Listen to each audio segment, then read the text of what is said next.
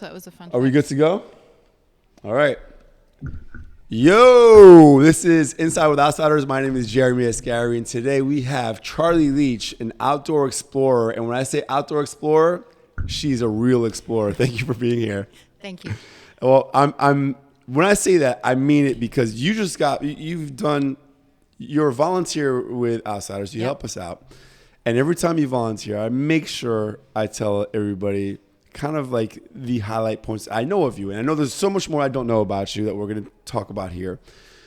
But you've done Everest Base Camp. And Yes. what, 2-3 weeks ago, you just got back from Antarctica where I you did. ran a marathon? Yes. Okay, so that's the level we're talking about here. This is like boss level exploration over here. So the other fun fact I know about you is that you're trained by the British military, right? Correct. And you were driving tanks.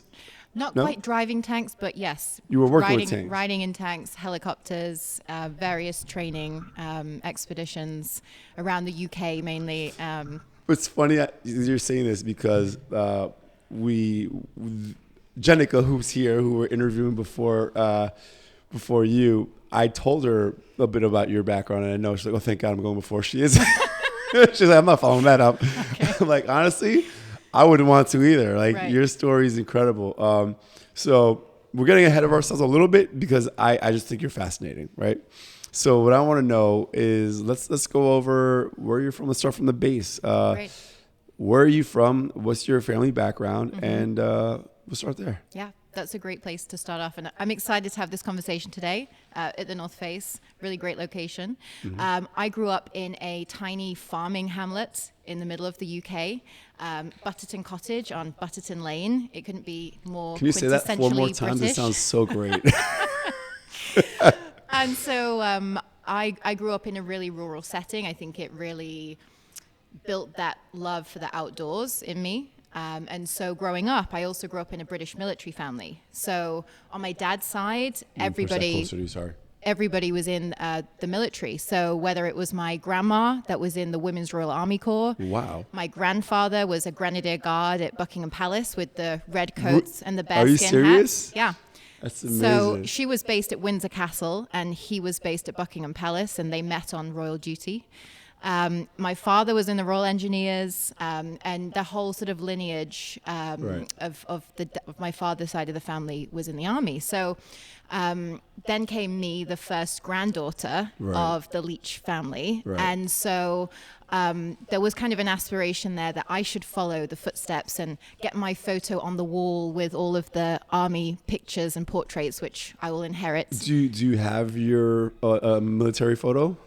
Yeah, I actually do Can you have send one. that to us so we can Yes. post it so everyone knows that you're legit? Because I think Really I saw a think I'm photo of you. joking? I saw a photo. I'm not sure. I think you showed it to me of you. We can't show it on the screen here. Okay. We'll put it. We'll impose it on the screen. But Sure. a view in front of a tank. And a helicopter. Yeah, Yeah, it's here. that's amazing. Yeah, we'll get that on. Yeah, the photos you showed me would be great to get on here. Sounds good. Yeah. So I finished school, went to the When you University say- of Reading. So just Sure. because this is in New York, and I know the schooling system is a little bit different in the UK. Good point. So finished high school. Yeah, okay. I was starting to think about where I wanted to go to university, which is college in the States. You can say university as well. You can say university. So I did what's the equivalent of a dual major in English literature and international relations, because I had a fascination in globalization and the world. But as I went to college, I also joined the British Army, and they have an officer training corps. So I was in Reading in the UK, which is next to Oxford. And so the army base was in Oxford. So every week we'd go over to Oxford for drill nights. That's literally like marching in the square, doing all the drill training, weapon handling, rifle training. And then on long weekends, we'd go off to various areas in the British countryside for military leadership and development training. So this wasn't necessarily frontline soldier Not training. frontline. This is So officer training. So officer training, you're classed as being in Team B of the military. So Team A is active units that get deployed, but it's an accelerator program to get talent that is university level educated into the British This Army. sounds like what the equivalent of West Point Yes. is. Yeah. So West Point's equivalent in the UK is the Royal Military Academy of Sandhurst, and that's what the Army unit that was part of. Yeah. So we did military leadership development qualification levels 1 and 2 through Sandhurst, as we did our degrees. Now, did you always know you wanted to be in the military? Like, was that? I think so. I mean, growing up, running around the forests of Butterton, dressed as a combination of Robin Hood with a bow and arrow and a plastic machine gun, thinking I was some sort of action man because of the family influence. That was really how I grew up. There was 5 buses out of the hamlet every day, and so you were just sort of, in the field, in the forest. But it was amazing. It really just gave me that freedom to explore and be in nature. And I think you've mentioned to me, your family is also of diverse background, right? Yes. Are you part Nigerian? Is that right? So, well, in part, yes. And that was interesting, actually, when I did my ancestry DNA. But my grandfather was born and raised in Jamaica. So he was born in Ocho Rios in St. Anne's Parish. Moved to London in the late 1940s. To Brixton in South London, which was then the first place I chose to move to after graduation. We'll come back to that. Okay. But his mother was born in the Ivory Coast and her father in Nigeria, so very much a fusion of West African and Caribbean. Yeah. And it's funny, actually, because my Jamaican grandfather's father was actually Scottish. So it's such an interesting, blended very culture. Much the whole Commonwealth landscape culturally, right? Yeah. There's a lot of West African, Caribbean, UK. Right. I mean, a lot of the Afro beats artists are London-based. Yeah, they are. Yeah. There's amazing, Brixton is such a melting pot of culture and food. There's an old food market there, which was where they used to sell all of the produce that they'd bring through from the Caribbean. And all of that community, they really invested in that neighborhood because it was hard to access getting property when they moved from the Caribbean. So even though you came as a Commonwealth citizen, when you arrived, you didn't feel the equity. And that's why I've been a staunch advocate for diversity and inclusion, because they used to house pool. So families would rent out multiple rooms in a house together so that they could get onto the property ladder to start building that generational wealth, which is a massive issue when you can't access it because of racial divide. That was why I dived into moving to Brixton on what should have been a gap year to work in business, from departing from the 3 years in the British Army as I did my degree, which turned into staying in the business world and moving into news and media. Okay, so that was the path. Yes. And so you moved to Brixton to pursue that part of the career, or was it what was the real reason you did that? Yeah, so I had an interest in business, in news, in media, having studied international relations. I thought I wanted to maybe go and work in the United Nations. And so I studied French. I know you speak fluently. Let's not try and speak in French, because I think I can ask you where the bakery is and tell you what my name is. The most important questions. The most important questions. So I basically went to London and wanted to have a year working in a couple of startups that I connected to, have that kind of entrepreneurial spirit. You can sort of take a year out, but you can go back to the British Army Officer Training Corps Fast Track before your 28th birthday and still go to Sandhurst and do a final 1 year and then pass out as a second lieutenant. So I don't understand that was a pathway. anything of what you just said. What is that? Okay, let me break it down. So say I did the 3 years military training. Mm-hmm. If you then do a 4th year, you would go to Sandhurst full time, and you would graduate, or it's called pass out, as a second lieutenant, which is a rank in the British Army. Okay. I didn't go back to do that.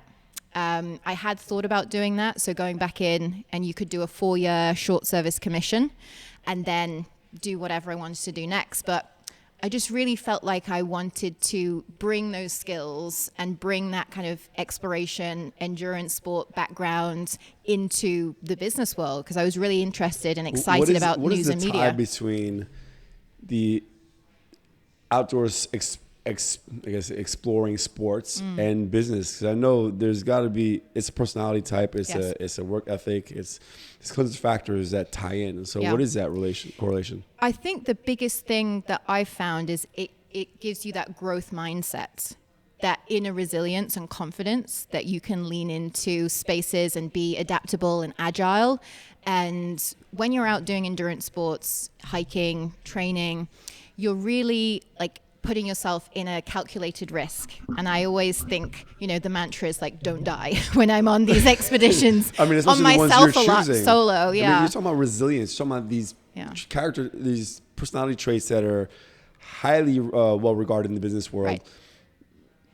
And then you're talking about having done Everest and Antarctica. Everest These are things that take so much sacrifice and this, this will yourself to be doing this thing. It's incredible. I mean, I'm so impressed by everything you've done. Thank I really you. want to know, when did you do, like, you graduated from university and from the military service. Yep. When did you start doing these exploratory trips? Yeah. So as I was in university and also in doing the military training, so my first big expedition was Kilimanjaro. So I summited that in 2011. Okay. So that was before my final year of university. And then that sort of triggered me to think, okay, where can I go next? Well, what triggered you to do that in the first place? So it was interesting because I was also doing a sales and marketing internship throughout the summer, and we were partnering with global nonprofits. So there was a charity called Practical Action, which helps to develop social impact projects in communities around the world. And there was an opportunity to go with the Practical Action group and do the Kilimanjaro summit trek. So of course I signed up and then spent some time afterwards doing bungee jumps and whitewater rafting. Had you not done that, do you think you would have been put on the path of these crazy adventures? I still think I had a big curiosity of wanting to explore and travel. It was definitely a catalyst to think, what can I achieve independently? And where do I want to go next? It was the first time I did a real big adventure somewhere completely radical to where my home environment was. Right. Yeah. So what was the next one after Kilimanjaro? So after Kilimanjaro, oh my goodness, so many sort of exploration trips, but in terms of big hiking. Right. Or something that people will recognize, that you've impressed me with, Right.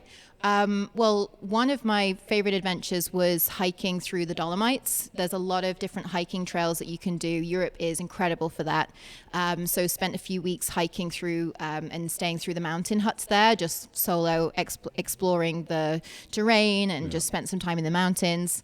Went with a really good friend out to Iceland to do the Lodavega Trail from Skogar, the black sand beach, all the way to Landmannalaugar, with the hot springs in the center. Wow. Pre-season, so there was about 8 people on the trail, and we kept passing each other. There was 6 German guys, 2 Dutch people, and my friend and I from London. Yeah. And the crazy thing is, 5 days before that trip, I was run off my bike because I commuted in London, and broke my right thumb. So I had a plaster cast put on my arm up to my elbow 5 days before I left. I went back to the hospital. I said, "Doctor, this is not going to work for the hiking trip. I'm going to need something a bit more agile." I came out of there with a blue plastic thermocast. And I was like, great, well, I guess I'll use one hiking pole and we're still going. Yeah, of course. I mean, you can't let him stop you 5 days before. Are you crazy? I had my stuff packed. Yeah. My friend Jen, she was amazing. She did all the cooking. She put the tent up. She set everything up. I couldn't even tie my own shoelaces. I had my thumb just stuck in this position. And are you righty? Right-handed? Yeah, exactly. And it was your right thumb. Oh, voice-activated typing. In terms of inclusion, I do that anyway now. It's so attuned to my voice. But that was a game changer. Okay, so the Dolomites, Iceland. Yes. I really want to get to know when you got to Everest. Everest, what yes. made you want to do? You did base camp. I did base camp. Yeah. And I think it's smart. I have issues with climbing all the way up because of the human waste, the pollution, the the dead bodies that we carry. Yeah. It's I don't become think, very commercial. I mean, it is. I feel like if I'm gonna do something that amazing, which is obviously that's the highest mountain, I don't want to experience where I'm gonna see all those things that I'm gonna see. So I'm conflicted about it, but I still think it's an amazing thing. So I'd love to know about your experience. Absolutely. So I obviously had, after the Kilimanjaro summit, I was like, what's the next big summit I can climb? Everest. Oh, the biggest one. You go for the biggest one, of course. Like, even when I went upstate to the Adirondack Mountains in New York, I was like, there's 46 high peaks. What's the biggest one? Mount Marcy. Great, I'll climb that. First one. Always.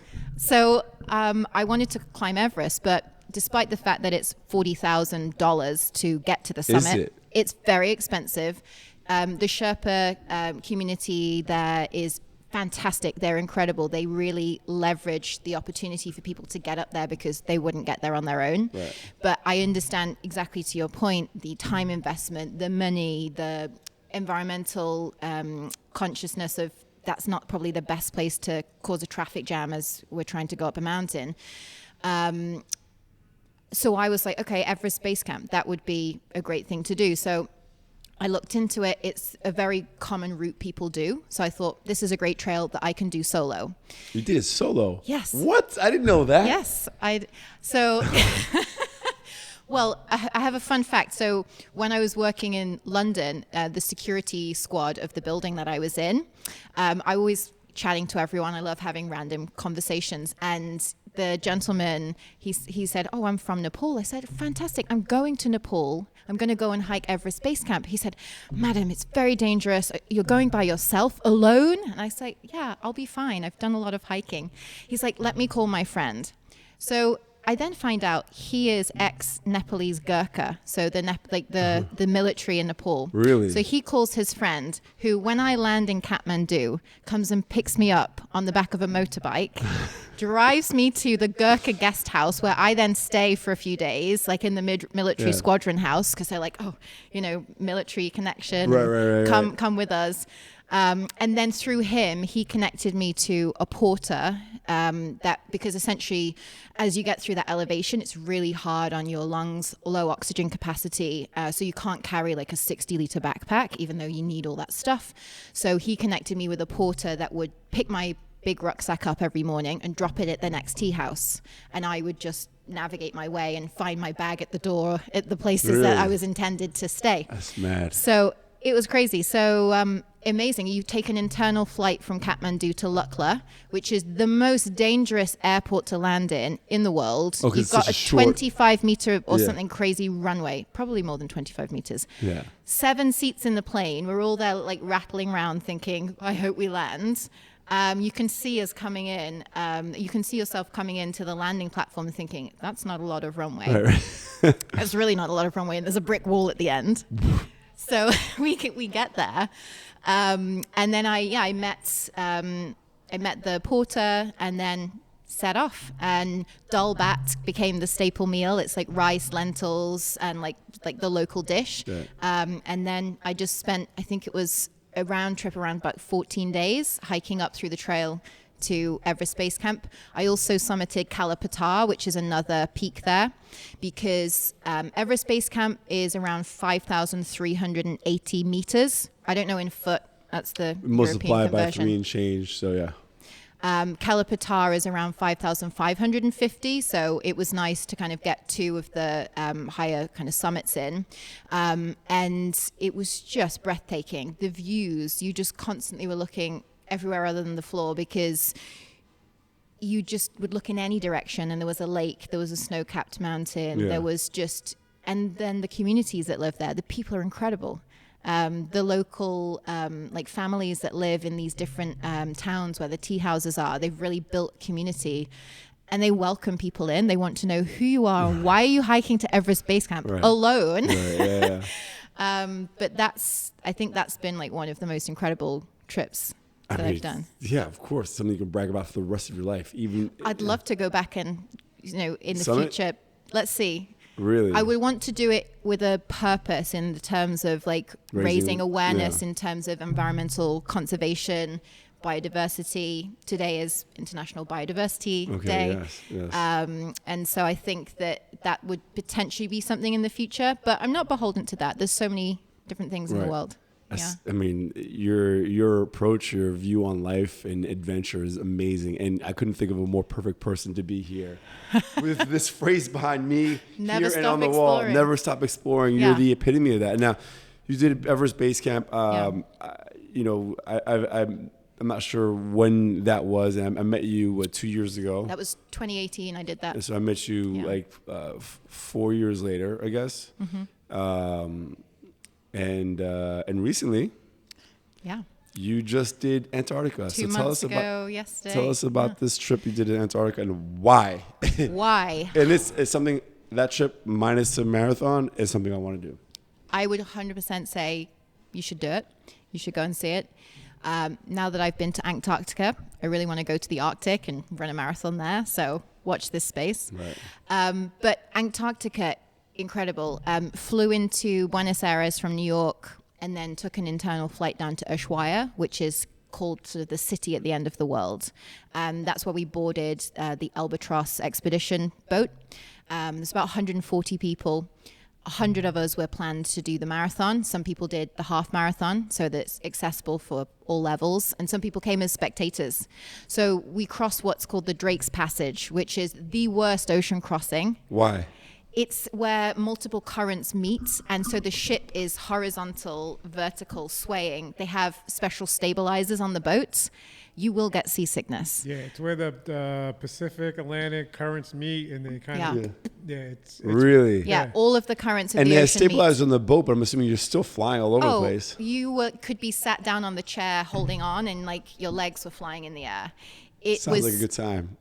I mean, that was more on the way back. On the way there, we had perfect conditions, Really? which was fantastic. It's called like the Drake Lake when it's smooth sailing. We were still rocking, but we managed to get across to King George Island, which was the destination of where we would run the marathon.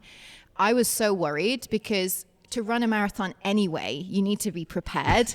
But after 2 days in a ship crossing the Drake's Passage, I was really concerned at how I was going to What's the experience arrive. like on this ship before we even get there? Yeah, What's the experience ship, like? amazing. So you're paired up with like a cabin buddy, unless you've traveled Did you with go somebody. solo? Yeah. Of course you did. So well, I mean, you went to Everest. Well, why wouldn't you go to why would Antarctica I solo? go? Yeah.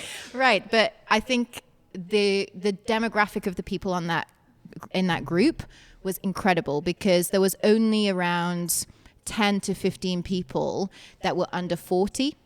So the majority of people are the early adopters and like the upstarts and the explorers when they were my age. Right. And the majority of people were in their 50s to their 70s. And the oldest gentleman that ran the marathon was 89. Incredible. Yeah. So it was fascinating because in the ship, you would speak to all these different people. You'd have breakfast, lunch, and dinner together as a group. That's beautiful. There would be lectures on the ship. So with the Albatross Expeditions group, they had researchers, scientists, biologists that would do lectures about the Antarctic Treaty because it's neutral territory there. No one has claim over the land, but as a country, you can have a research base there. Right. And they had lectures about plankton, penguin colonies, whales. You must have been like. I was in my heaven. element. Yeah. I was like, if we're not on the boat having a lecture, we're on a Zodiac, Oh, yes. which is like it's like a short, a small like rubber boat that you go off to shore or you tour around icebergs or the land masses. Yeah. And so I would be all up on that. it was incredible. For sure. I had my GoPro, I had my phone, like people had like their like proper cameras, and there was photographers there as well. So we would go to different sites, and I can send you the route map so that you can put it up for the podcast as well. Sure. We would stop in the mornings and the afternoon at different places. So we'd go to a penguin colony, then we'd go and see whales, then we went kayaking in Antarctica, and there was a leopard seal that was in the water around us. And the kayak lead was like, this is really rare. He seems interested in the kayaks. This leopard seal was swimming around, grabbing the side of the kayaks. I raised my phone to take a picture of myself and Emma, who was in the kayak, and the leopard seal literally photobombed us. Get out of here. It stuck its Can head. you send that photo? I will send that I photo. need that I can photo, show yeah. you. It stuck its head out of the side of the ocean, and it just it was a live photo as well. So it just actually looks hilarious because suddenly, Yeah, we don't.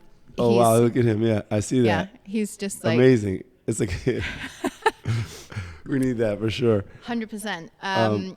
So it was amazing, and it was the end of the season, so they typically stop expeditions there after March because of the weather. Yeah. And they literally said to us, "You are privileged as a group because this has been some of the best wildlife sighting that we've seen all season." And one lady said it's the best whale encounter she's had in 11 years of doing those experiences. Now, okay, I'm going to start asking you questions. Ask. Why do you feel the need to be going to these crazy places? Like, I get it. I'm not judging by any means. 'Cause I'm all about it. Mm-hmm. But what drives you to do this? I think an intense curiosity to see the world and to put myself out of my element and see how I navigate it. I'm not very risk adverse. I'd say I take risks, but I feel confident because of it goes back to the base like this wilderness survival training from the military, and the way I grew up and the way I was exposed to calculated risk. And I feel confident in my skill set of being out in the world on adventures because you're prepared. I feel prepared. Yeah, there's so many acronyms I keep in my mind of how to deal with things, down to like the order that you sort out things when you're camping, like the 3 F's, like feet, food, face. So you get your personal admin sorted, then you get your food, and then if you want to like wash whatever you want to do, there's so many things that you have ingrained into you from the training. And so I just feel at peace. I think whenever I put myself into like vast wilderness, I don't really feel nervous. I actually feel more balanced. And there's Reinhold Miesler, one of like my favorite mountaineers, has a quote where he said, "I came down off the misty mountain and got lost on the human highway." That is me. That's you. That is me, whether I'm lost or falling in potholes and breaking my foot. Well, you know? I mean, there's exploration in the outdoors and adventure. Right. Where else do you find exploration in your life? Yeah, that's a great question. I think if I think about my career and if I think about the roles that I've taken and my background, I've always felt that I've been building more of a career portfolio than a career path. Explain. So I'm not looking to climb a ladder in one linear direction. I'm more looking to amass in a circular fashion a portfolio of skills that follow my interest and curiosity. So I love stakeholder engagement, client relationship management, partnership building. So what are the components of skills that I can build out in the jobs that I choose to take, that I invest my time in? And I'm not just trying to go in one vertical. Like some career paths can be very structured and you become an associate, a manager, a director, and you jump up that ladder. I'm more open to thinking like, where can I learn? Where can I grow? Who can I meet? Who can I work with? And that doesn't sound just purely stuck in your professional career. That sounds like you carry that in. I mean, obviously you carry it in your personal life, but it's your adventures. Exactly. Yeah. I feel like in this society now, in modern day, we will have multiple careers. Yeah. It's not the same as when even just our parents grew up and they would stay in, like my mother, she had an incredible 40-year career in the National Health Service, the NHS in the UK. And that's not really a career track that I would be on, to stay somewhere for 40 years. I think I'm going to have multiple careers. This is where I'm at now. I'd love to be a National Geographic explorer. I'd love to launch my own business focused on getting people out of the boardroom into the wilderness as like a accelerator consultancy. Hey, we're launching, so many different things. The corporate private outings for outsiders, so we can kind of parlay that together. Mm-hmm. That's amazing. Let me get into some more other questions here. So, what do you do for fun when we're not climbing a mountain or visiting Antarctica? That is the fun. Obviously, that's the fun, but like, what do you do when it's like a weekend or something? Yeah, more like urban adventures. So it's been amazing becoming part of Outsiders because you have created a space where it's not just the consumerism focus of being out in bars or clubs to meet people, and I love that. But I'm really into road cycling, obviously running. I like just exploring different neighborhoods, arts, culture. And so just experiencing the different food scenes around the city as well. I'm vegan. For By the about way, five I got and a a bone half to pick years. with you. I Tell have me. a bone to pick Tell with me. you. I'm dairy, gluten, sugar free. Right. You've told me you make some great brownies and Yes, I cookies that knew are this dairy, was gonna gluten, come sugar up. free. Yes. I've known you for 2 years now. I haven't seen these things. Where are they? Next time I see you. This is what you said every time. Every time you say that. Every single time. I want some of the I don't. It needs to be like when we're not going to go on a hike. If I'm like, oh, actually, that could be a good place to bring the. I don't care where it is. It could be Okay. when we. Okay, deal. Next time. You're shaking. Next on time me. I see you. This, guys? Yeah. You see this? It's official. I'm getting some It's sweets going that to I happen. can eat. It's going to happen. But I have bought something interesting today. Okay, I appreciate that. I know you're very thoughtful, and I'm giving you a hard time, but I appreciate you for It's that. okay. I cut you off, but yeah, for fun, cultural food. Like for me, I love getting lost in a culture that I'm unfamiliar with. I love Japan for that. I'd love to I've go been there. to Japan 4 Let's times. go and climb Mount Fuji. I'm down. Let's do it. I want to go to there. I want to go to Korea. Wait, are you allowed to climb Mount Fuji? Yeah. Oh, okay, Yeah, I wasn't sure. there's actually, I think it's Mount Fuji where there's different levels, and if you have this stick and they mark each level, and we get to the top, like it's this unique Experience. experience, and you get to take home this hiking stick with markings of having hiked Fuji. Right. I've been to Japan 4 times. I'd go back in a heartbeat. I've never been to Kyoto. I would love to see Osaka, but I also really want to see Korea. Right. So I wouldn't mind doing that, like a 2-3 week trip where I do, Japan and South Korea, and someone who's as inquisitive about global culture as you are, I would Right. go in a heartbeat. And Right. for me, it's important who I go with, Yes. and somebody who's It makes hungry the experience. entirely. My cousin is someone I love to travel with. He lives in Stockholm.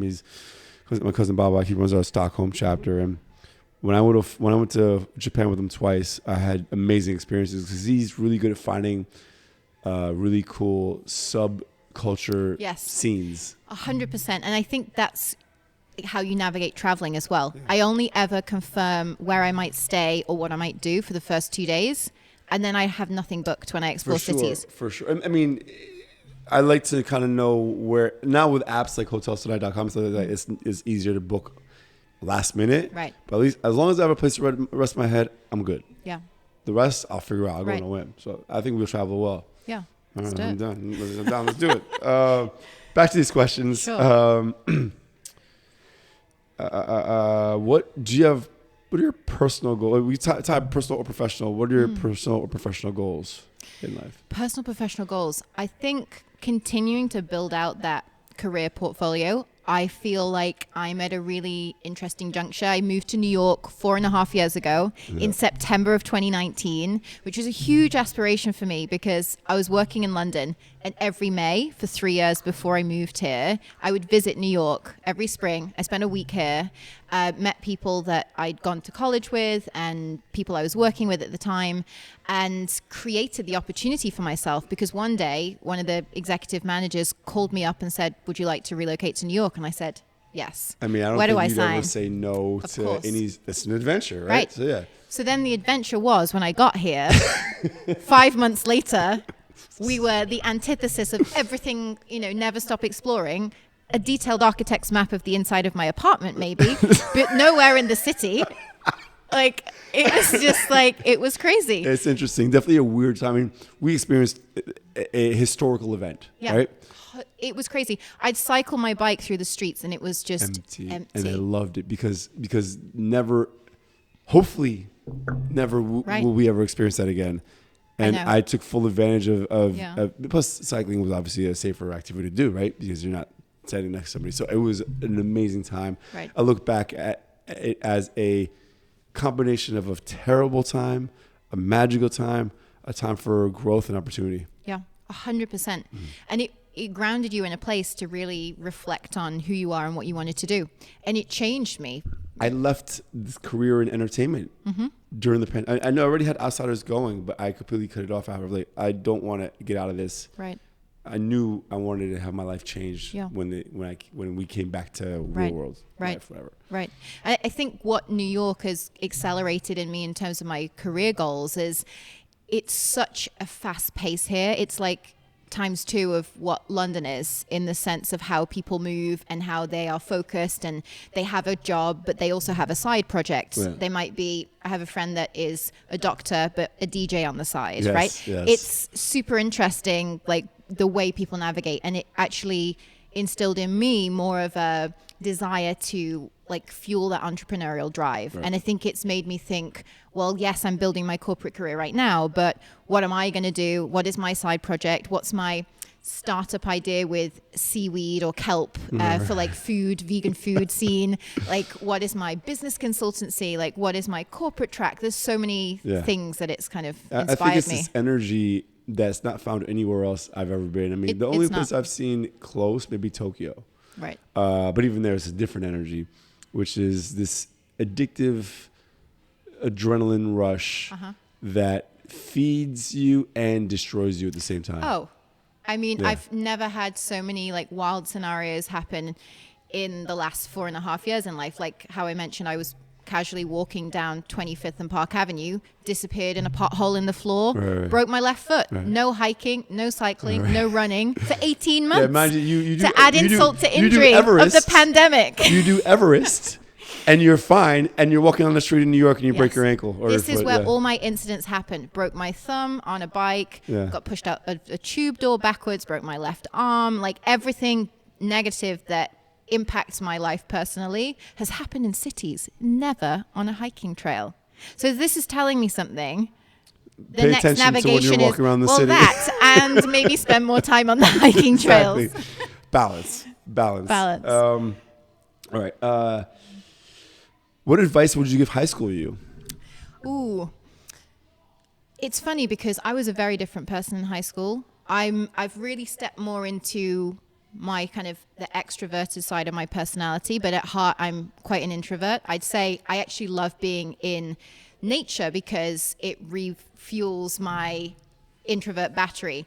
And I was super shy and quiet growing up in high school, and I think I'd probably tell myself like trust in your inner confidence, because I don't think I ever was not confident. I just didn't know how to deliver it or how to present it, and that was a struggle for a while to figure out like is what I'm interested in with all this hiking and adventures and like exploration, it wasn't seen as cool. Like I've never been into kind of pop culture and like just the normal society of how people tend to live their lives. So I think, just lean into your confidence. Yeah, it's advice that I think anyone can take it. I mean, I'm still working on that aspect of myself as personal side and also as trying to be a leader and be confident in my decision making. So I think it's a great answer. I probably give myself a lot of different words of encouragement and advice as a high schooler. That's one of them I would give myself for sure. So I like their answer a lot. What's your favorite part of Outsiders? Ooh, honestly, the people, like the conversations on the trails, because you never know who's going to show up to any of the hiking adventures. And you just get such a cast of characters. And I think that, we've done so many, I've done so many hikes. Like I've mapped basically the majority of the Hudson Valley post the pandemic lockdown. And so it's the people that you meet and the fascinating conversations. I agree. I couldn't agree more. Right. There's been an attendee recently. I don't want to say her name, and maybe she wouldn't be okay with it. I'm sure she would be, but she's been signing up for everything, and she's practicing to be a comedian. She's hilarious. Oh. Chris got to hang out with her this week. She just holds court, but she's entertaining, and she brings that aspect to the community, to the adventure where everyone just starts talking, and if everyone was talking, they're being entertained, and it starts conversation among others because of what she's saying. Sometimes the stuff she says is so outlandish, right? Borderline maybe offensive to others, but it's not taken that way. Yeah. But it starts conversation. So I agree. Like people like that really intrigue me. I think the reason why I do the podcast, the human stories, to me, is the most fascinating part. I would say that that's the most fascinating part of any adventure that I've been on. Like if I think back to Antarctica, the people made that trip. Yeah. Like there was such a cast of characters that were on that expedition, and going through something together like a marathon, which 26.2 miles, not a normal course, 3,000 foot of elevation over this trail, between the Russian, Yeah. Chinese, and Uruguay research bases Yeah. with penguins waddling down the beach. And you were on your own a lot of the time, but then you'd spot somebody, and it was just that sense of camaraderie that you were both going through Right. something really hard, and like Right. that resilience that you'd have. Because that was basically like going on a hike, but a marathon. When was your first marathon? Actually, only last year. The New York City Marathon. So the London Marathon London in Marathon, April, okay. and then the New York City Marathon in November, and then Antarctica this You're March. such an extremist. This is so funny. That is extreme. It London, wasn't New York. intended in that way, Of course it was. but it was because I broke my foot and had to yes. take 18 months out. I mean, look, you do it was supposed to Kilimanjaro, be and like, what else spaced am I out. do next? Oh, Everest. Well, and now my ambition is And to... I appreciate this about you, but yeah. Right. My ambition now is to do the 7 Continents Challenge, where you run a marathon on every Do continent. you know that the guy we've had on the show, David Kilgore, Great. did I that? need to speak to him. And he won every single one and won it by 40 minutes or Whoa. plus. I don't know if I'm going to be winning on time, but I will He complete it. ran every marathon in seven marathons in 7 days on 7 continents. And That's incredible. blew out the water. He's on athlete, which is, Mm-hmm. we got to cut that out. We cut that out, bleep that out. Anyway, he's an athlete sponsored by a few brands, and he's just an amazing. I'd love to speak to him. I will. I'll connect you. He's been on the show early on when we did the Mm-hmm. podcast, and he's a superhuman freak. Like he can just his running ability is insane. Yeah. Right. So, what's the? Oh well, we're in North. I kind of asked you this question, but we'll reiterate again. Bring the fact that we're in North Face, and again, I think you're the perfect person to ask about exploration. But how do you incorporate exploration in your life moving forward? Like you've done all these amazing things. What's next for you? What's next? Well, I would like to go to the Arctic to see the difference. I think it would be nice to go to both poles. Yeah. And so I would like to do the Arctic Marathon. And then I really want to, I'm also a scuba diver. I have my advanced PADI scuba diving license. So I've dived in Cuba, Thailand, the Cape Verde Islands. I would really love to spend more time in South America and go through to the Galapagos Islands, because I really want to fuse my, I want to fuse my exploration with the passion that I'm building in sustainability and conservation. So I'd like to kind of go and explore that region and do some diving there. Amazing. I was thinking maybe your next adventure might be interplanetary. Just like, Hey, I'm not ruling Mars off. Of course you're I think not. I'm going to live till I'm 100. all right, well, listen, you got some time to make it out there. The moon first, right? Yeah, probably. Probably Mars directly, Right. right? Knowing you. Is there a fun fact about yourself you want to share with us? Oh, fun fact. I mean, we've covered so much ground. Yeah. I normally say some of my adventures or things that I've done, Right. but I Well- feel like everybody knows about these things now. Okay. But I did kind of really lean into my passion for vegan cooking during the pandemic. When I'd moved here, I wanted to start a vegan supper club so I could meet different people. And I think everybody had a pandemic project, and so I set up a vegan supper club called Harlem Host, because Harlem was the first neighborhood I moved to, and really just got into cooking and hosting, and that was a I nice wish I knew time. you then. Maybe you'd have had the chocolate brownies. Yeah, I know, exactly. I might have had him by then. What's your most embarrassing moment? Honestly, probably when I disappeared in the floor and broke my foot, because I was holding a matcha latte and threw it all the way up myself. So not only had I broken my foot, but I ended up green in the back of an ambulance. It was not great. Yeah, it's a little embarrassing. Pretty, not the best look. Painfully embarrassing. That's a good one. All right, the last segment of this Sure. podcast is a series of 5 rapid fire questions. So Okay. I'm going to go ahead and start shooting them off. Let's go. What's your favorite city outside of New York City? Ooh. Favorite city outside New York City? Oh my goodness, I'm not good at things on the spot. I really liked...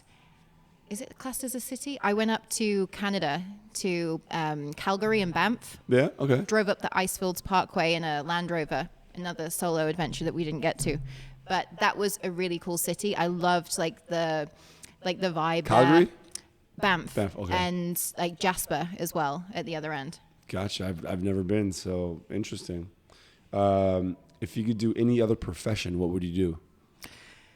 A full-time explorer. Like, I know that we said this earlier. I would love to like build out research like deep into conservation space. Probably something to do with like forestry, conservation, planetary health.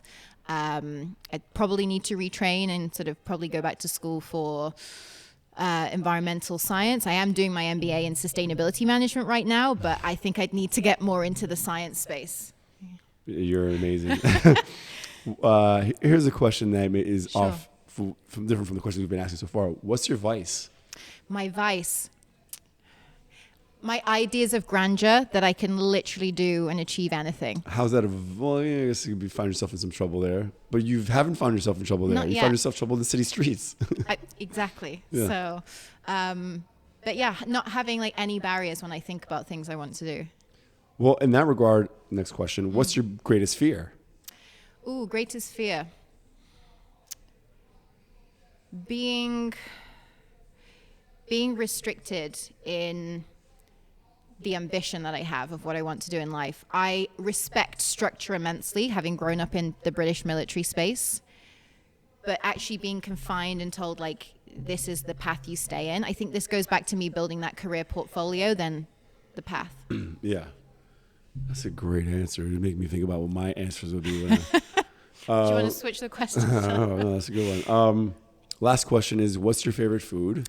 Yes. And if you brought something today, what you brought today your favorite food or one of them? Yes. So food is tied into the culture of my family background. So as I mentioned, my grandfather Chris. is Jamaican. Yeah. So as I was going through this vegan food exploration, I really got into learning how to make Ital food, which is the original plant-based vegan food coming from Jamaican culture, like Rastafarian culture. Started in like the 1930s. Rastafarians are vegetarian as well? Vegan, Vegan. fully. Yeah, Fully a lot vegan. of raw vegan as well. Really? I don't fully think my grandfather was like that. He was like very much into British Commonwealth culture, but Ital food is synonymous with Jamaica. So I have bought today for you to try rice and peas with plantain. Oh One of my God. favorite I foods. love plantain. Well, here you go. But would like you to try want this. you to have some No, as well. this is all you. Really? Yeah. Please be Well, my you guest. are going on a dinner for happy belated birthday. Thank you. Oh my God, Chris, Vegan, gluten-free. Enjoy. This looks amazing. So before I start digging in and Sure. ruin this, what exactly am I looking at here? I know this So is the rice and peas. peas, which I suppose people would know the peas as a kidney bean, but Yeah. it's rice and peas. You've got like a sautéed cabbage in there as well, a salad, and then the plantain. This is first off, this looks super healthy. I'm Yes. gonna give this stuff a try real quick. Please. I'm not gonna pig out on the camera. The veggies are very flavorful. Yeah. I feel like with vegan food, it's all about the flavor combinations because it's like, it's funny because in the culture as well, yes, they have like the jerk chicken and the jerk meat flavorings, but that's almost like the addition. Most Caribbean food is Ital or vegan by default. This is delicious. Good. I'm glad you enjoyed it. Amazing. I'm a bit sorry. I like going to vegan restaurants. Yes. My friend owns an amazing one. Shout out to Nima who owns Ja Oh, yeah. Because you have to be really creative You in do. what you're making, especially to appeal to an audience outside of the vegan community. Yeah, you do. And I like seeing the creativity they put into the food and Yep. the plates for that reason. Right. Um, Some of my favorite chefs, vegan chefs, are in New York. You've got Matthew McKinney. You've got Guy Vakin. He's just opened some really cool spots. Enixi, which is a Mediterranean spot on the west side. He's got Caletta, which is an Italian spot on the east side. He's got Willow, which is like an American bistro. My favorite vegan spot has just moved from Harlem to the East Village. It's called Seasoned Vegan. Dr. Brenda Biener, and she has this amazing vegan soul food. And that's literally in the neighborhood around here. So you should definitely try that. I don't know if it's gluten-free, but I'm sure they have options. Everyone has these Definitely. days. So I'd love to try that. I would love to try your food as well. Yes. And you shook on it already. I have to I try did. those pastries. Now the bar has been set high. My expectations are so high for that. But I know you got time constraints, so I want to thank you for being probably the biggest explorer we've had on our show. I appreciate that. I know that comes from as a big compliment to you, so I want to give you your flowers in that regard. Thank you for sharing your story with us. Thank you for being part of our team as a volunteer. I appreciate all your efforts, and more than just your knowledge about the outdoors, but your personality and how you're magnetic. Thank you for being on this show. Thank you. All right, stay tuned for the next episode.